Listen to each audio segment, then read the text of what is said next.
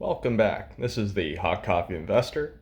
I wanted to touch base. It's been a long time since I made a video, and I wanted to talk about what's been going on since my last video. I did delete all of my videos because I didn't want any liability, but the people that were subscribed reached out at one point, and some of them not, and said that they made a bunch of money trading what I traded.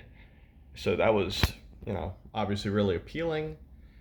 So I decided to make a video. I think it's been almost a year since I made videos for the channel, and I wanted to touch base. So we did realize a lot of gains on those sales, and since then, market was down almost 20% last year. The portfolio was up 15%, so we beat the market by 35%. Due to trading, trading, sales, shorting, small amount of options, not much, but mostly, fixed income has been really good lately. It was good all last year. Yeah, I know the values have been going down, but you don't do fixed income off of the values. It's fixed. Everyone gets all up in a tizzy that, oh, the value went down. Okay, but then you shouldn't be in fixed income. Fixed income's not really a trade. It's nice if it goes up, but that only happens when yields go down, and that's not the market we're in. But you want to do you want the yield, and then you hold to maturity, and then you get your money back, and you get a better yield or worse yield. But either way, you made money. So we did a lot of fixed income. Sorry, this camera is awful. We did a lot of fixed income. I actually went back to a 60-40, 60% stocks, ETFs, index funds, um, and covered calls, and 40% fixed income, bonds, CDs, stuff like that. The overall portfolio now, I still have that small portfolio, but we've been kind of moving stuff around as the last 2 years have progressed. I have gotten back into individual stocks. Um, that's gone okay, but all dividend payers as per usual for me. I always need that dividend, always want that dividend because it gives you a reason to actually own the shares even through downturns. We are going to have, I feel, quite a bit of downturn this year.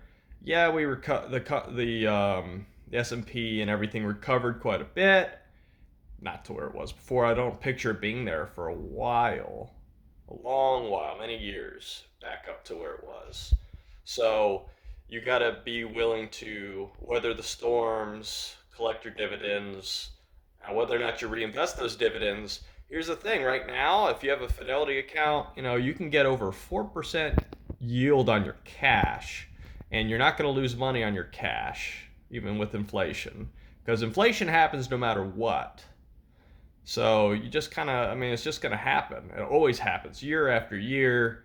It's just always going to happen. So you can either keep the cash, and that cash stays where it was or is, and you collect yield on it, and then your shares do what they do, or you can reinvest, and hopefully the share price goes up.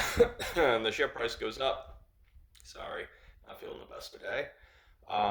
And you make money off the shares and the dividends and the cash. But you should always keep, I always have a rule that I keep 35% of dividends in a cash account, only cash account that also has a decent yield. And that way I always have my taxes there, the money for taxes later. On top of that, I keep the other 65%, and I reinvest about 40% of that, and I keep the rest in cash in the other account just in case. So I have two sets of cash, and I reinvest some of it, not necessarily into the same thing that I got it from. That's important to me because I always try and Average down, I don't really necessarily try and average up too much unless I see some sort of catalyst that could cause it to go up in the short or long term.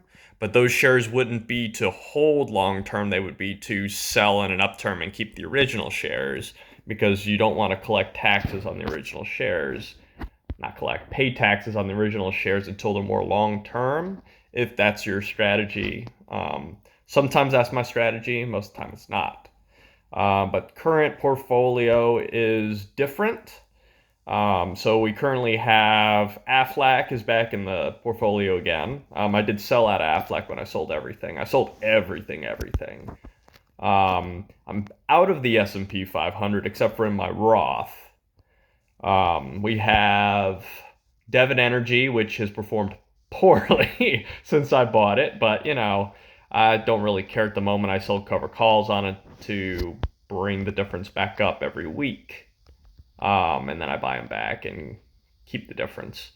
So Devon Energy hasn't been in my portfolio for a very long time. It's back in. I'm fairly confident in my decision, even though I'm down on it. Devon Energy has just been amazing. Originally had it years ago when it was like $8 and change a share. Sold at 12, thinking that was the end of the world. Boy, did I wish I had held on to that, but you can't win them all. And I still don't see why it's up so high, but you know, it's doing okay. The PE ratio is not awful for what it is. And the dividend yield last year, I really missed out on. Boy, was it high. But I'm back in it now, and they raised their dividend. So that's good. Coca-Cola's in the portfolio. Paramount, I started adding into it this month and last month. That's up. We have a lot of JEPI, some JEPQ. Uh, about 50% of the portfolio is actually in JEPI just for pure yield, and it's not as volatile as the S&P, and I am up on it as well. I do like it. I've had it for almost a little over a year now, actually, and even through the downturn last year and the upswing towards the end of the year, and even currently, it's held on. It's held up a lot better than the S&P, and the farther it goes down, the higher their dividend is because of volatility, and they sell covered calls on their shares. So I really like that. At the moment, I have I think a little over 480 shares of that. Um, just to be specific. And I am only planning on adding more at the moment because I can average down. And I don't feel uncomfortable averaging down on that one because it's just done amazing compared to the S&P, honestly, over the last year and a half. Let's see, what else? We have, I think I said I have Coca-Cola. I have, what else? I think that's almost it. Yeah. And then I have a lot of zero coupon treasuries. I have a lot of CDs that pay monthly. Those have been doing well. Obviously, there's some higher yield now that I'm interested in getting into. Um, and what else? We still have our Bank of America. Some of them not yielding that great, but because I bought them early last year, compared to what they're giving now. Some corporate bonds. I have some Duke Energy corporate bonds. I still have those. I haven't sold any of my bonds, although the zero coupons obviously mature and auto roll over. For every $5,000 I'm making per year, about 200, 250 on the zero coupons. Those have been great, and I recommend people get into those, although it's not financial advice, especially if the government ends up, what's it called? Defaulting. That would be bad. We may not get paid there, but it is what it is. Or we may get a postponement of payment, but they've never done that, so feel fairly confident in that. We have a lot of bonds expiring this year, and auto rolling or not auto rolling, depending upon the situation.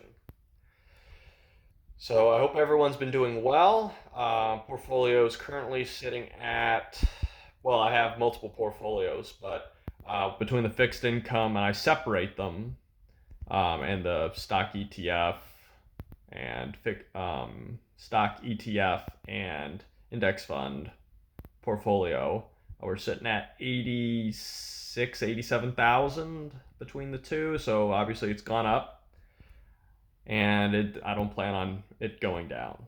And no one does, but it's going to be, I feel, a downward pressured market, and so I hope everyone invests in trades knowing that. There's really no reason for any of these stocks to go up. There's none. Doesn't matter about good news, doesn't matter about bad news. Leverage is leverage, and almost every business is leverage. And if it costs them more to swap out to re-leverage, then the share price should go down. It's just the way it works. It doesn't matter what the earnings are. I don't feel like the consumer is strong, even though that's what everyone's saying.